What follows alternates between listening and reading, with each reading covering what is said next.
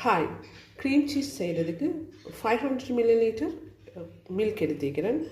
500 milliliter milk. Easy way cheese cream செய்கிறது. வினிகரும் lime ஜூஸும் 2-3 டேபிள் ஸ்பூன் வச்சுக்கோங்க.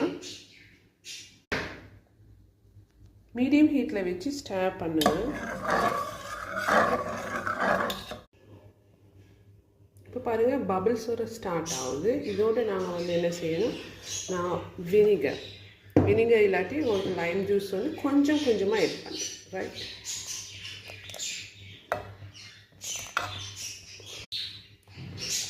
வினிகர் ஆட் பண்ணி ஒரு லைம் ஜூஸ் ஆட் பண்ணி இப்போ ஸ்டர் பண்ணுங்க.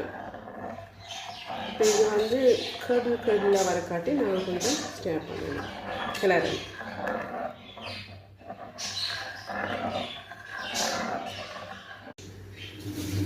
கர்டிலான இந்த மில்க் கர்டில் வந்து நான் ஃபில்டர் பண்ணி எடுத்துக்கிறோம். பாருங்கள், இப்போ இதை எப்படி நான் பிரின்சிஸாக மாற்ற போகிறோம்னு பார்ப்போம்.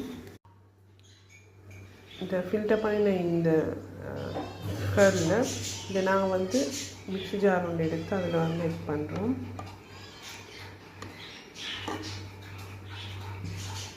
இப்படி மிக்ஸி ஜார் ஒன்று எடுத்து இந்த கர்டில் பண்ணின அந்த மிக்ஸரை நாங்கள் வந்து ஆட் பண்ணிக்கொள்வோம்.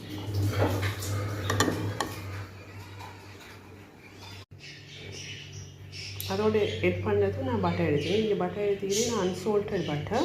உங்களுக்கு வேணும்னா சால்ட்டட் பட்டரும் எடுத்துக்கொள்ளணும். நான் வந்து பட்டரையும் எட் பண்ணிக்கிறேன். அன்சால்ட்டட் பட்டர் எட் பண்ணுறதோடு நீ கொஞ்சம் ஒரு பிஞ்ச் மாதிரி சால்ட் போட்டுக்கோங்க, சுகர் போட்டுக்கோங்க டேஸ்ட்டுக்கு. இதில் ஒரு பிஞ்ச் சால்ட்டும் சுகர் உங்களுக்கு தேவையான அளவு, அதாவது 1 டேபிள் ஸ்பூன் மாதிரி நான் போட்டுக்கிறேன்.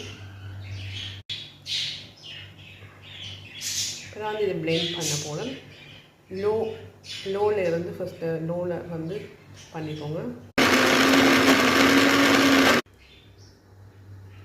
க்ரீமி டெக்ஸ்டர் எடுக்கிறது நான் கொஞ்சம் இதில் ஒரு 1 டேபிள் ஸ்பூன் 2 டேபிள் ஸ்பூன் மாதிரி மில்க் ஆட் பண்ணினோம். 2-3 டேபிள் ஸ்பூன் நீங்கள் ஆட் பண்ணிக்கோங்க. உங்களுக்கு அந்த டெக்ஸ்டரை பார்த்துட்டு நீங்கள் ஆட் பண்ணுங்கள்.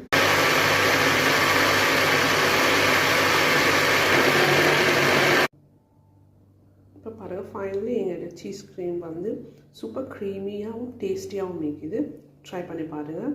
இதை நீங்கள் ஃப்ரிட்ஜில் வச்சு யூஸ் பண்ணேலும் உங்களுக்கு சீஸ் கேக் செய்ய வேணும்.